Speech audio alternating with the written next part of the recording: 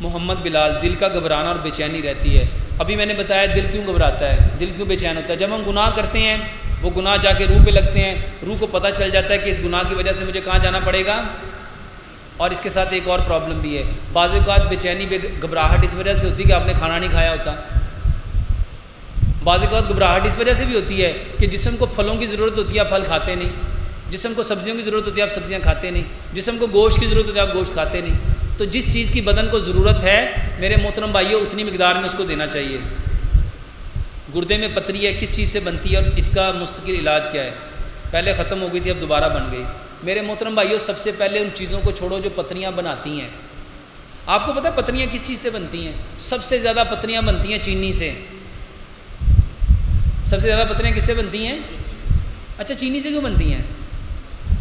چینی کے اندر چونا ہے۔ چونا کون سا ہوتا ہے؟ یہ جس کو آپ کلی کہتے ہیں۔ چینی کس چیز سے بنتی ہے؟ گڑ، گنے کے رس سے۔ گنے کے رس کا کلر کون سا ہوتا ہے؟ Dark green. یہ چینی وائٹ کہاں سے آ گئی؟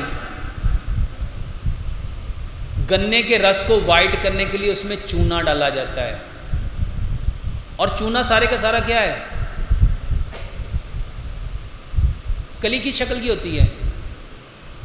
اور کیا پتھر ہوتا ہے کہ پانی ہوتا ہے؟ یہ پتھر ہوتا ہے، لائم۔ سب سے زیادہ پتریاں چینی سے بنتی ہیں۔ چینی چھوڑو، گڑ کھاؤ۔ یہ جتنے لوگ کہتے ہیں نا منہ میں چھالے بنتے ہیں، اچھا کلی ہاتھ پہ لگ جائے تو ہاتھوں پہ کیا ہوگا؟ تو منہ پہ چھالے جو بنتے ہیں یہ کہاں سے آتے ہیں؟ کچھ کہتے ہیں گلے میں، خوراک کی نالی میں چھالے ہیں، کچھ لوگ کہتے ہیں زخم ہیں، اور کچھ لوگ اس کو بڑے ایجوکیٹڈ کہتے ہیں پیپٹک السر ہے، پیپٹک السر ہے۔ اور بھائیوں وہ بھی چھالا ہی ہے۔ اور کچھ لوگوں نے نام رکھ دیا السریٹو کولائٹس، آنتوں میں زخم ہے، وہ بھی چھالے ہی ہیں، بنے کس سے؟ اور یہ جو پتریاں بنتی ہیں اسی سے بنتی ہیں۔ اور دوسری چیز ہے نمک۔ دوسری چیز کیا ہے؟ نمک سے کیسے بنتی ہیں؟ میرے محترم بھائیوں جب نمک پستا ہے نا تو بہت دفعہ ایسے ہوتا ہے کہ اس میں بڑے بڑے پتھر، جو پتھر کی کان سے تو نکلے، نمک کی کان سے تو نکلے، لیکن وہ نمک نہیں تھا، لیکن چکی میں پس گیا کیونکہ اس کا ذائقہ نمک جیسا ہی تھا۔ جو نمک ہوتا ہے وہ تو پانی میں ڈائلوٹ ہو جاتا ہے، حل ہو جاتا ہے، اور جو نمک نہیں ہوتا اب وہ پاؤڈر بن کے نمک میں آ تو گیا، کھانے میں شامل تو ہو گیا، جائے گا کہاں؟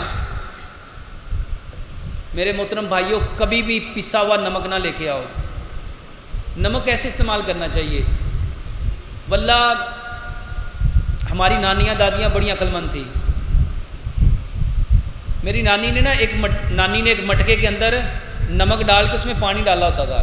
ہم بڑے حیران ہوتے تھے یہ پانی کیوں رکھا ہے؟ وہ پانی نکال کے سالن میں وہ ڈالتی تھی، یا انہوں نے چٹنی بنائی ہوتی تھی ڈائریکٹ نمک نہیں ڈالتے تھے۔ نمک لو، جتنا نمک آپ کو چاہیے اس کو کوٹ لو، ڈلا لے کے آؤ، اس کو پیسو اور پانی میں ڈال دو۔ جو نمک ہوگا وہ پانی میں حل ہو جائے گا، جو کنکر ہوگا وہ نیچے رہ جائے گا۔ تیسرے نمبر پہ پتری کہاں سے آتی ہے؟ جب آپ لوگ ایسے کھانے کھاتے ہو جس میں کیمیکل ہے، آپ کے فاسٹ فوڈ، آپ کے جنک فوڈ، آپ کے فروزن فوڈ، آپ کے آرٹیفیشل فوڈ، آپ کے سارے سافٹ ڈرنک۔ آپ کو پتہ ہے سافٹ ڈرنک میں فاسفورس ہوتی ہے کتنے فیصد؟ اور اس میں چینی کتنی ہوتی ہے؟ یہ جتنے سافٹ ڈرنک کے نام پہ پیے جاتے ہیں، واللہ کبھی آپ اس کو نا کسی کڑھائی میں اس کو پکا کے دیکھو یہ کتنی زبردست جیلی بنتی ہے۔ میرے محترم بھائیوں اس کے علاوہ جو برتن گھستے ہیں، جو برتن، کون سے برتن گھستے ہیں؟ Silver, plastic, non stick, Teflon, یہ جاتے کہاں ہیں؟ یہ بھی آپ کے خون میں جا کے کہیں نہ کہیں پھنسیں گے۔ اور اس کے علاوہ میرے محترم بھائیوں آپ کے جسم میں کچھ ایسے ہارمونز ہیں وہ انبیلنس ہوتے ہیں تو اس کی وجہ سے آپ کے جسم میں پتریاں بنتی ہیں۔ سب سے پہلے ان چیزوں کو چھوڑو، سب سے پہلے ان چیزوں کو چھوڑو۔ اور پتریاں توڑنے کا آسان علاج، یہ جو کلونجی میتھی دانے کا پانی بتایا ہے نا، اس کو ٹھنڈا کر لو، 1 چمچ اس میں سیب کا سرکہ، 1 چمچ زیتون کا تیل اور 1 چمچ شہد ملا لو۔